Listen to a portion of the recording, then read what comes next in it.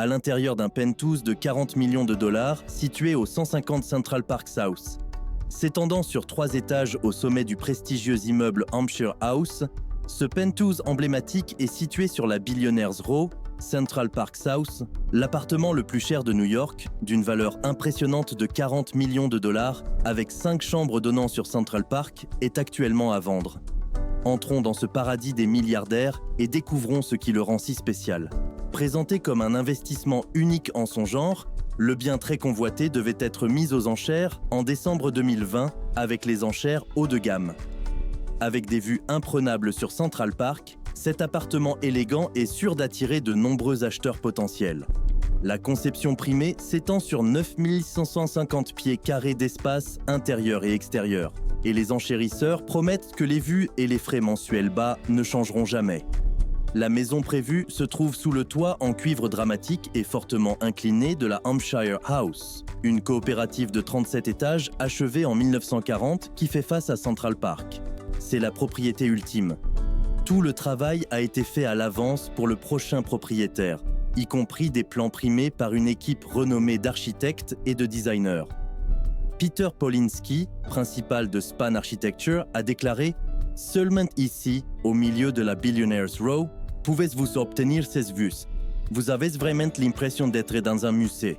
Vous avez vraiment l'impression d'être dans le parc. Et c'est quelque chose que presque personne, si ce n'est personne d'autre, n'a. » Mesurant près de 10 000 pieds carrés répartis sur les étages 37 à 39, le penthouse dispose de parois vitrées, de fenêtres surdimensionnées et de puits de lumière.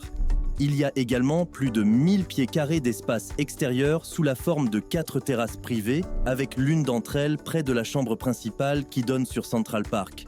Parmi les avantages, on compte une salle d'attente au 36e étage, un ascenseur privé, une salle de séjour privée et d'autres commodités dans tout le bâtiment, comme un portier et un concierge, un centre de fitness, un service de voiturier et un spa. Selon un communiqué de presse, la résidence a des frais de fonctionnement de 5 000 $ par mois.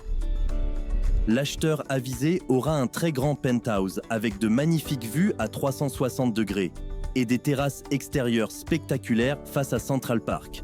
Le tout avec des coûts de fonctionnement exceptionnellement bas d'environ 5 000 $ par mois.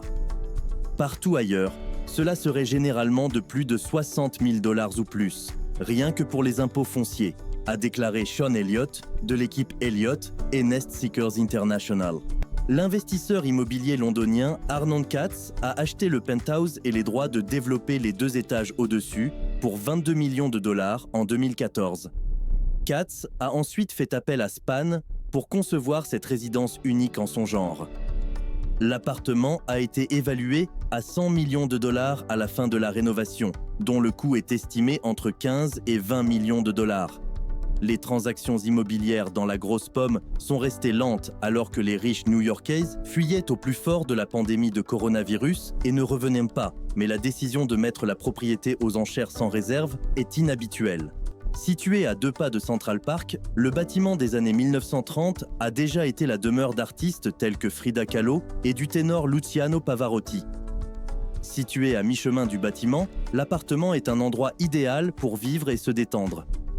Quiconque aurait la chance d'acquérir l'appartement se retrouverait à partager le bloc avec des personnalités telles que Sting, qui vit dans un penthouse de 65,7 millions de $ au 220 Central Park South, et le gestionnaire de fonds milliardaire Ken Griffin, qui vit dans un penthouse de 238 millions de $, désormais considéré comme la maison la plus chère d'Amérique.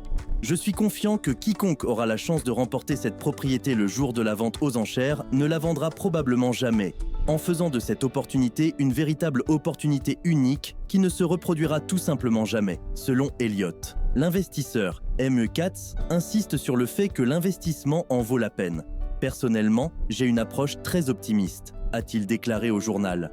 Je crois qu'il y a une place pour des propriétés très uniques et haut de gamme sur le marché parce que c'est si unique. Elle a la capacité d'obtenir un bon prix, même en période difficile. Des années de passion et de connaissances ont été consacrées à la planification, à la conception et à l'obtention des permis nécessaires pour offrir cette offre extraordinaire.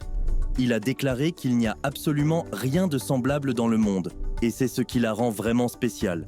La société qui a conçu l'expansion, Spand Architecture, a publié des rendus de la propriété une fois achevée, montrant des vues imprenables sur Central Park et la ville, ainsi qu'un incroyable espace terrasse donnant sur l'une des attractions touristiques les plus emblématiques de New York.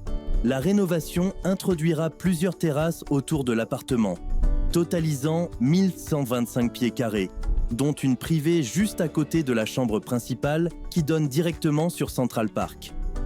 L'expansion installera également des murs de verre, des puits de lumière et de grandes fenêtres pour tirer les meilleures parties de la vue unique de l'appartement.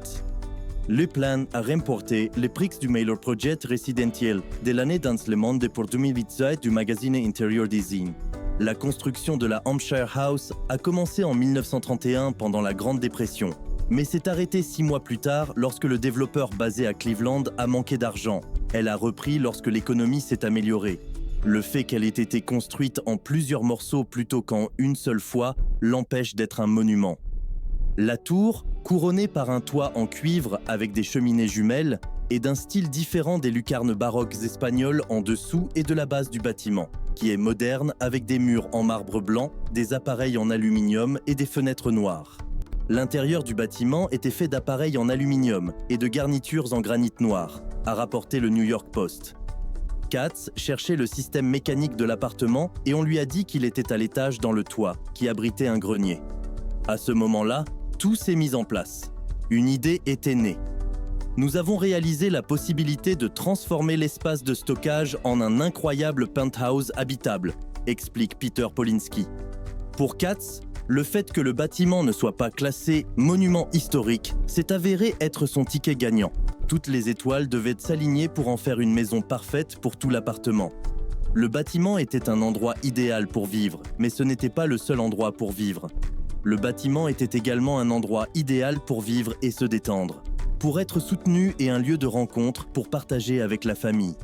L'unique chose qu'il a dite à propos d'eux. Que feriez-vous si vous deviez vivre dans ce manoir pendant une semaine ? Faites-nous savoir dans la section commentaires ci-dessous. Si vous avez apprécié cette vidéo, assurez-vous de laisser un like et de vous abonner. Oh, et activez les notifications de publication. Merci d'avoir regardé.